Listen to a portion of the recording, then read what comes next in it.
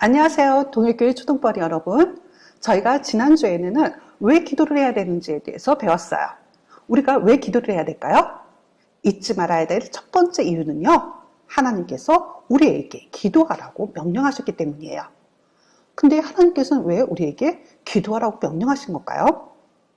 그것은요, 하나님께서 우리를 죄에서 구원하시기 위해서 이 땅에 누구를 보내주셨냐면, 맞아요. 예수 그리스도를 보내주셨거든요.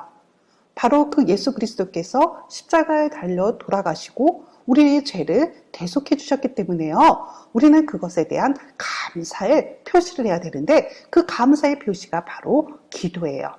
하나님께서는 바로 우리에게 너희들을 위해서 예수 그리스도를 보내주셨으니 그것에 대한 감사의 표시로 기도해라, 이렇게 명령하신 거죠. 그리고 또 우리가 기도해야 되는 또 하나의 이유가 있었어요. 그것은 우리가 지난주에 배웠던 말씀 구절을 잘 기억해서 떠올려 보세요. 우리가 너무나 잘 아는 성경 구절인데요. 바울이 우리에게 명령하고 있죠. 쉬지 말고 기도하라. 왜 쉬지 말고 기도하라고 그랬을까요? 맞습니다. 우리를 그리스도인이 되는데 방해하는 여러 가지 유혹들이 너무너무 많다라는 거예요. 게임, 그리고 놀고 싶어하는 마음, 엄마 시기하는 마음, 질투하는 마음, 이런 마음들이 내 안에서 계속해서 일어나는 그것을 억제할 수 있도록 하나님께 기도하라는 거예요. 그러면 하나님께서 그 기도 소리에 은혜를 부어주시는데요. 우리에게 바로 그 은혜의 수단으로 바로 기도를 주셨어요. 그러면 오늘은 어떻게 기도해야 하는지, 바로 어떻게 기도하는 방법에 대해서 마태복음 6장 5절서부터 8절 말씀을 가지고 배워보도록 해요. 마태복음 6장 5절서부터 8절까지의 말씀은요, 바로 예수님께서 우리들에게 이렇게 기도하라라고 하게 되는 주기도문을 가르쳐 주기 전에 기도하는 방법으로 우리에게 말씀하신 구절이에요. 이 구절 한 구절 한 구절 따라가면서 무슨 의미인지 우리 배워볼게요. 5절 말씀에 이렇게 기록되어 있어요.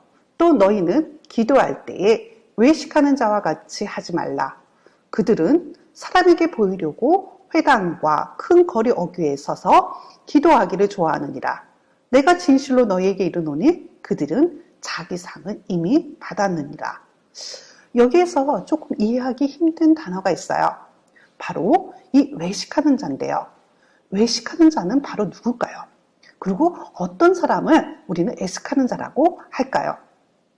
외식하는 자는 조금 어려운 말인데요. 조금 쉽게 얘기한다 그러면 자기의 마음을 속이고, 그리고 자기의 마음을 속이는 사람들, 자기의 마음을 속이는 사람들을 갖다가 외식하는 자라고 그러는데요. 여기에 보시게 되면은 이 외식하는 자들은 기도할 때 어떻게 기도하냐고 그러냐면 바로 자기의 마음을 속이는 사람으로 나와 있어요. 이 구절 속에서 그 사람들의 특징을 한번 찾아볼까요? 맞아요. 지금 보시는 것처럼 이 사람들의 특징은 바로 사람들에게 보이려고 기도하는 사람들이에요. 외식하는 자, 기도할 때 왜 외식하는 자들은 바로 사람에게 보이려고 기도하는 사람들을 외식하는 자라 하는군요. 그러면은 어떻게 기도해야 하는 사람이 바로 하나님께 합당한 기도를 하는 걸까요? 바로 사람에게 보이는 기도가 아니라 기도의 대상이신 바로 하나님께 보이려고, 그리고 하나님께 합당한 기도를 드리려고 노력하는 사람들이 되어야 된다는 거죠. 그러면 여러분들 생각해 보세요. 우리는 기도의 대상이신 하나님을 바로 알아야 해요. 그러면 이 하나님을 우리가 어디에서 우리가 올바로 알 수 있을까요? 하나님의 올바로 알기 위해서는 우리는 무엇을 보아야 될까요? 맞습니다. 바로 성경이죠. 우리가 다 아시는 것처럼 성경이에요. 성경은 바로 하나님에 대해서 알려줄 뿐만 아니라 바로 우리가 기도를 해야 되는데 무엇을 구해야 하는지 우리가 기도해야 할 내용조차도 이 성경에서 알려주고 있다는 사실이에요. 하나님께서는 성경을 통해서 우리에게 구하라 하신 것들이 무엇인지 그것을 알려주셨고요. 그러면 그 알려주신 것을 그럼 우리는 어떻게 구해야 할까요? 마음을 다하여서 구하라. 하나님께 마음을 다하여서 구하라. 그렇게 말씀하셨어요. 그러면 성경에서 가르쳐 주시는 하나님, 그 하나님은 어떤 하나님일까요? 6절에 너는 기도할 때에 내 골방에 들어가 문을 닫고 은밀한 중에 계신 내 아버지께 기도하라. 은밀한 중에 보시는 내 아버지께서 갚으시리라. 이렇게 얘기하고 있어요. 여기 6절을 보시게 되면요, 바로 우리의 기도의 대상인 하나님에 대해서 설명하고 있는데요. 바로 은밀한 중에 계시는 하나님이라고 했습니다. 은밀한 중에 계신 하나님이란 말은 바로 하나님께서 눈에 보이지 않는다는 거예요. 하나님이 눈에 보였으면은 모든 사람들이 다 하나님을 따라갔을지도 몰라요. 근데 눈에 보이시지 않는다는 거예요. 그래서 그 눈에 보이지 않는 하나님, 그 하나님이다 보니까 사람들이 하나님을 보지 못하고 미워하고 그런 사람들이 생기는 것 같아요. 그렇지만 기억해야 될 것은 그 숨어 계신다 그래서 하나님 보이지 않는다 그래서 하나님이 아무것도 안 하고 계신다라는 것은 아니에요. 지금 여기 보시는 것처럼 숨어 계시는 중에 뭐 하고 계시냐면 보신다고 그랬어요. 은밀한 중에 보시는 내 아버지께서. 하나님께서 우리가 기도할 때 보이지 않으시니까 듣고 계시지 않는 것 같고 그리고 내 기도 소리에 응답하시지 않는 것 같다 이렇게 생각할지 모르지만 하나님은요 지금도 우리가 기도하는 것을 보고 계시고 듣고 계시다라는 거예요. 그리고 그뿐만 아니라 뭐라고 그러셨냐면 갚으시리라 그랬어요. 여기서 갚는다라는 것은요 무슨 뜻이냐면 우리가 기도한 내용들을 하나님께서 어떻게 해주시겠다라는 거냐면 승인해 주시겠다라는 거예요. 너희가 기도한 내용을 내가 다 허락해 주겠다 이렇게 얘기하고 계시는 거예요. 하나님은 일하고 계세요. 우리가 믿는 하나님은 눈에 보이지 않는 영으로 계시는 하나님이시지만 바로 그 하나님께서는 우리에게 일을 하고 계셔서 언제나 자신을 나타내고 계시다는 거예요. 그것을 잊지 말아요. 그러면 그 하나님께서 무슨 일을 우리에게 하셨을까요? 우리는 기억해야 할 것이 있습니다. 하나님께서 우리를 위해서 하신 일을 분명하게 알아야 돼요. 하나님께서 우리를 위해서 무슨 일을 하셨는지 그리고 그 성경이 우리에게 무엇을 가르치고 있는지 아주 분명하게 알고 있어야 한다라는 거예요. 자, 하나님께서 우리를 위해서 하신 일은 과연 무엇일까요? 예수님께를 이 땅에 보내주셨고 그 예수님이 십자가에 달려 돌아가시고 우리를 죄에서 구속하시는 바로 그 구속의 사역을 이 땅에서 행하셨죠. 자, 예수님께서 우리를 죄에서 구원하시기 위해서 바로 그 구속의 사역을 행하셨기 때문에 우리는 하나님 앞에 이 중보자를 보여준 하나님 앞에 어떠한 자세로 어떻게 구해야 할까요? 바로 우리가 죄를 지은 죄인이기 때문에 그 중보자를 주신 하나님 앞에 아주 겸손한 자세로 구해야겠죠.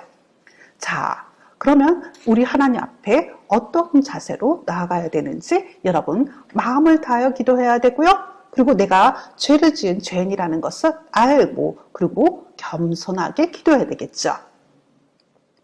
자, 그 다음 구절로 넘어가 볼까요? 7절에서 이렇게 얘기했습니다. 또 기도할 때에 이방인과 같이 중언부언하지 말라. 그들은 말을 많이 하여야 들으실 줄 생각하느니라. 하나님께서는 말을 많이 한다고 들으시는 게 아니라는 거예요. 짧게 기도한다 그래서 하나님께서 듣지 않는 게 아니라 바로 짧게 기도한다 그래서 하나님께서 들으신다라는 거예요. 중언부언하지 말라. 이 말이 무엇일까요? 그러니까 여러분들 지금 이 아이가 장난감 가게에 왔어요. 여러분은 이 꼬마 아이가 이 장난감 가게에서 갖고 싶은 게 너무 많은 거예요. 엄마가 얘기하죠. 너가 원하는 게 뭐야? 자동차도 갖고 싶고 로봇도 갖고 싶고 낙지도 갖고 싶고 이것도 저것도 다 갖고 싶은 거야. 자, 바로 이렇게 기도하는 게 중언부언 기도하는 거예요. 이것도 기도했다 저것 기도했다가 뭐가 갈팡질팡하면서 말이 왔다 갔다 하면서 내가 정말 하나님 앞에 강구해야 될 것이 무엇인지 정확하게 알지 못하는 거죠. 그렇기 때문에 말이 왔다 갔다 하는 것을 중언부언이라고 해요. 근데 하나님께서 얘기하시죠. 그렇게 왔다 갔다 얘기하는 거 하지 말라는 거예요. 그래도 내가 무엇을 기도할 것인지 정확하게 알고 기도하라는 거죠. 그리고 8절에서 이렇게 말씀하세요. 그러므로 그들을 본받지 말라. 구하기 전에 너에게 있어야 할 것을 아버지 하나님께서 아신다. 이렇게 말씀하고 있어요. 너에게 있어야 할 것을 하나님, 너희 아버지께서 아시느니라. 알고 계시다라는 거예요. 내가 기도해야 될 것, 내가 무엇을 강구해야 되는지 하나님께서 이미 알고 계시다라는 거예요. 그리고 그 하나님께서 아버지이시기 때문에 우리에게 그것을 주신다라는 거죠. 필요한 것을, 내가 필요한 것을 주신다라는 거예요. 바로 하나님은 어떤 분이시냐면 전능하신 아버지이십니다. 전능하신 분이시기 때문에 그 하나님께서는 우리의 강구하시는 것을 이루어 주실 수 있는 분이시고요. 아버지이시기 때문에 내가 필요한 것을 무엇인지 알고 계시다라는 거죠. 장난감에서 왔다 갔다 하는 그 아이보다 그 뒤에 계시는 엄마가 그 아이에게 필요한 것을 아는 것처럼 말이에요. 하나님은 우리의 아버지세요. 그래서 우리가 필요로 하는 것을 알고 계시고요. 전능하신 하나님이시기에 우리가 무엇을 필요로 하는지 그것을 다 이루어 줄 수 있는 분이시죠. 그리고 하나님께서는요, 또 하나의 약속을 해주셨어요. 우리의 간구를 들어주시겠다는 약속의 말씀을 해주셨는데 그게 바로 무엇이냐면 여러분들 기도할 때 우리 어떻게 끝나나요?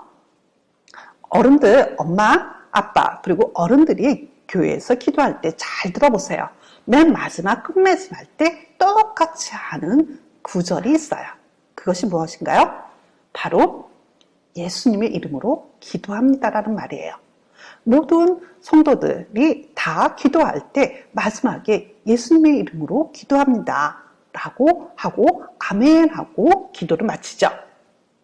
바로 이 예수님의 이름으로 기도합니다 라는 것은 바로 하나님께서 우리에게 주신 약속의 증표거든요. 무슨 약속의 증표냐면 이거 굉장히 중요한데요. 바로 중보자 예수님의 공로로 말미암아 우리에게 기도를 들어주신다라는 거예요. 그 들어주신다라는 것을 갖다가 믿고 바로 예수님의 이름으로 기도합니다 라고 하며 기도를 마치게 되는 거죠. 이 확실한 약속, 확실한 믿음을 우리가 가져야겠죠. 자, 이처럼 우리는 하나님 앞에서 마음을 다하여 기도해야 되고요. 겸손하게 기도해야 되고요. 그리고 하나님께서 그 기도를 들어주신다는 확실한 믿음을 가지고 기도해야겠죠. 그렇게 기도하는 동익교회 초등부가 되기를 바라요.